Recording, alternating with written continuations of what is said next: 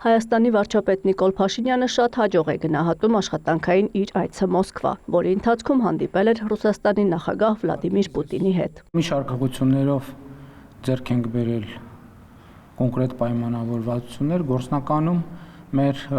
օրակարգի բոլոր ուղղություններով ենք ձեռք բերել կոնկրետ պայմանավորվածություններ, մշակույթից սկսած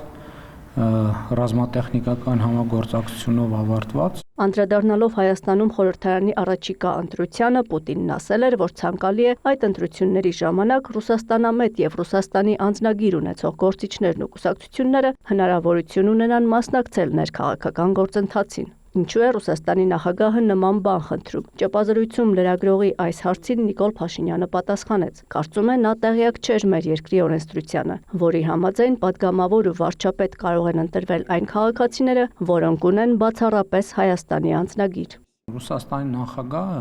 առավել եւս հաշվի առնելով երկրի մասշտաբները եւ այն օրակարգը, որի հետ ամեն օր առնչվում է Ռուսաստանի նախագահը, ինքը ուզենալ չի կարող այդ մանրամասների մեջ մտնել։ Եվ բնականաբար, գիտեք, շատ դեպքերում ես էլ տեղեկություններ, որ փոխանցում եմ, ոչ թե իմ անձնական հետազոտության արդյունքում ձեռք բերած տեղեկությունն եմ փոխանցում, այլ ինձ զեկուցված տեղեկություն։ Եվ կարծում եմ, որ այդ նյուանսի մասին առնվազն իրեն տեղյակ չէին պահել այդքան բան։ Եվ ես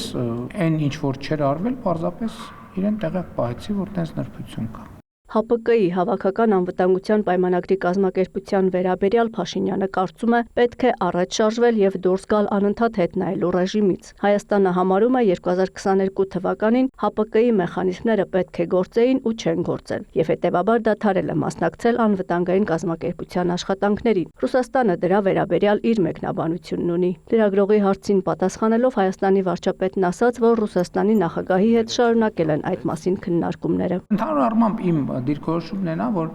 շատ լավ, եղել է 21 թիվ, եղել է 22 թիվ, մենք անընդհատ չպետք է այդ կետի վրա մնանք։ Եվ մեր հարաբերությունները մեծ օրակարգ ունի եւ մեծ պոտենցիալ ունի, եւ մենք պետք է առաջ նայենք, որովհետեւ այո, ամեն մեկը ունի իր ճշմարտությունը այդ հարցերի վերաբերյալ։ Եվ մենք անընդհատ այդ նույն կետի վրա սկսենք քննարկել, ծանրութեթևանել եւ այլն։ Իհարկե դրա անհրաժեշտությունը կար, բայց ես կարծում եմ, որ բավարար չափով արդեն ծանրութեթև ենք արել եւ եկել ենք որոշակի եզրակացությունների հարգանքի մթնոլորտում կիսել ենք այդ եզրակացությունները իրար հետ։ Հիմա դա իհարկե շարունակեցինք քննարկումը, բայց իմ եզրակացությունն ու առաջարկներն էր, որ եթե հնարավոր լինի, լավ կլինի, որ մենք բավարար չափով քննարկված համարենք թեման եւ անցնենք մեր օրակարգի մյուս թեմաների քննարկմանը։ Երկաթուղու հարցը նույնպես քննարկվել է։ Կողմերը ներկայացրել են իրենց տեսակետներն ու դիրքորոշումները, բայց որոշում դեռ չկա։ Ինչպես հայտնի է, Երասխից Ադրբեջանի սահման եւ Ախուրիկից Թուրքիայի սահման հատվածներում երկաթգիծը բացակայում է, իսկ երկաթուղիների կոնցեսիոն կառավարման իրավունքը տրված է ռուսաստանյան ընկերության։ Հայաստանն առաջարկում էր այդ հատվածում կոնցեսիոն կառավարումը փոխընդունելի որևէ երրորդ կողմի փոխանցելու տարբերակ։ Մեր խնդիրը ընդամենը ձևակերպված է մի նախադասության մեջ, որ Հայաստանի Հանրապետությունը այս պայմաններում իր մրցակցային պոտենցիալ առավելությունները կորցնում է։ Մեր խնդիրն է, որ Հայաստանը իր մրցակցային պոտենցիալը ամբողջությամբ իրացնելու հնարավորություն ստանա։ Մենք Ռուսաստանի հետ կապված ոչ միայն խնդիր չունենք, այլև ընդհակառակը մենք բարձր ենք գնահատում մեր բարեկամական հարաբերությունները եւ որևէ կերպ նախկինում հենց այս ամբիոնից ասելու հնարավորություն ունեցել եմ։ Չենք ուզում վնաս հասցնել Ռուսաստանի շահերին, բայց մյուս կողմից այս իրադրությունը մեր մրցակցային առավելությունները օգտագործելու հնարավորություն չի տալիս եւ մենք իրար հետ պետք է մտածենք ինչ լուծում ենք գտնել։ Պայմանագիրը միակողմանի լուծելու քայլը Հայաստանը չի դիտարկում եւ նախընտրում է հարցը լուծել քննարկումների միջոցով։ Այդ լծակը Հայաստանի Հանրապետությունը ունի, բայց մենք չենք պլանավորում եւ չենք ուզում գնալ այդպիսի ճանապարհով։ Ռուսաստանը սահմանափակել է բենզինի արտահանումը։ Ինչ ազդեցություն դա կունենա Հայաստանի վրա։ Նավթամթերքի շուկայում տեսնում եք ինչա կատարվում եւ Հայաստանն էլ գլոբալ նավթամթերքի շուկայի մասը լավ լուրն է նա, որ մենք վերջին ամիսների ընթացքում ըստ էության վերացրել ենք մենաշնորհները, որոնք լրացուցիչ գնագոյացում էին առաջացնում Հայաստանի Հանրապետությունում եւ նաեւ այլընտրանքային շուկաներ ենք ներմուծման ստացել եւ կարծում եմ, որ շատ թեքիչ Հայաստանի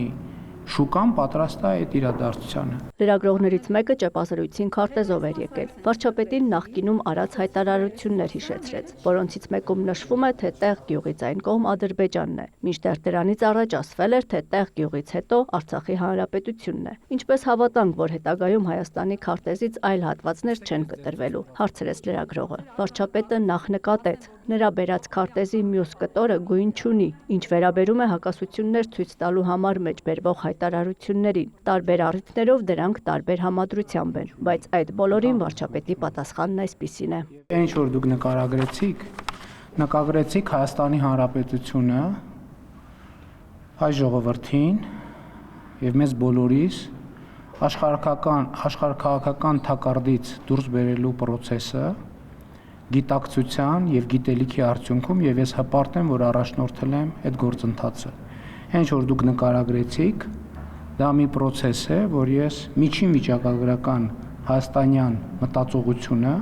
կարողացել եմ հաղթահարել, ինչի արդյունքում մենք այսօր ունենք անկախ ինքնիշխան պետություն։ Երբ հայտարարում է, թե մեր գեներալները վախկոտ են, ուզում է, որ մենք հերոսներ չունենանք, չլինի մեկը, որով երեխաները կարողանան հպարտանալ։ Այս հարցին պատասխանելով Հայաստանի ղեկավարը շեշտեց. ինքը ոչ թե ասել է մեր գեներալները վախկոտ են, այլ կան վախկոտ գեներալներ ու դասալիքներ։ Կան թալանչի գեներալներ, որոնք անցնում են ապօրինի գույքի ու կոռուպցիոն գործերով։ Մարտական առաջադրանքը կատարելուց հրաժարվածները հազարավոր են, ասաց Փաշինյանն ու հարց հնչեցրեց. ումից ենք դա թաքցնում։ Ըստ նրա 44-օրյա պատերազմին որևէ ստորաբաժանում զենքի պակաս չի ունեցել, այնինչ դրա փոքր մասն է գործածվել։ Ընդհանրապես ես կարծում եմ, որ մենք հերոս բառը պետքա շատ զգուշ օգտագործենք,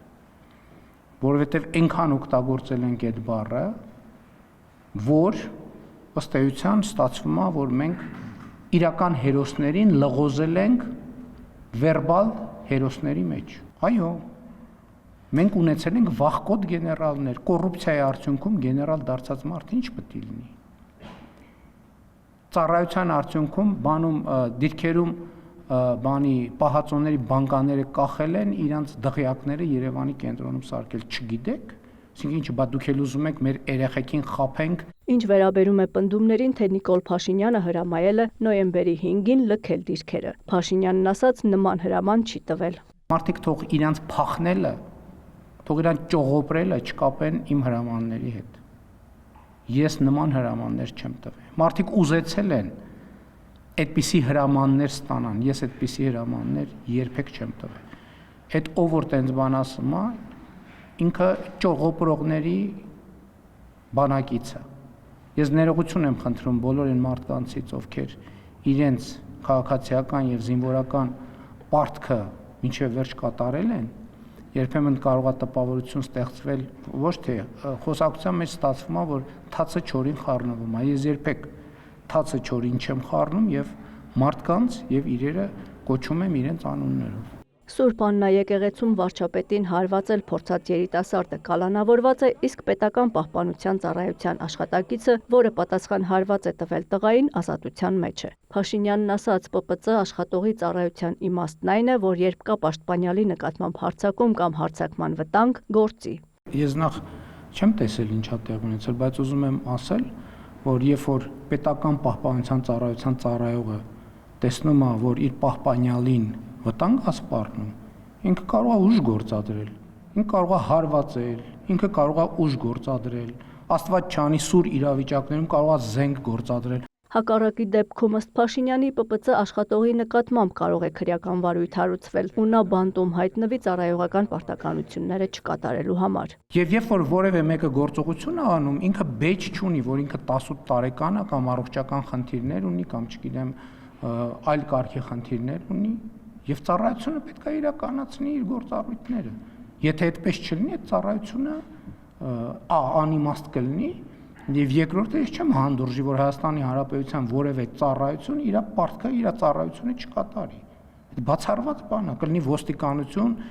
կլինի պետական պահպանության ծառայություն, կլինի բանակ, կլինի ազգային անվտանգության ծառայություն։ Հնարավոր է վարչապետը ների երիտասարդին, քանի որ նրա գործողությունները հուզական ֆոնի վրա էին ու կազմակերպված չէին։ Փաշինյանն ասաց, ինքը որևէ մեկին որևէ բանում չի մեղադրել եւ չի մեղադրում, որ ների։ Աննա Զախարյան, Դավիթ Մաչկալյան, լուրեր։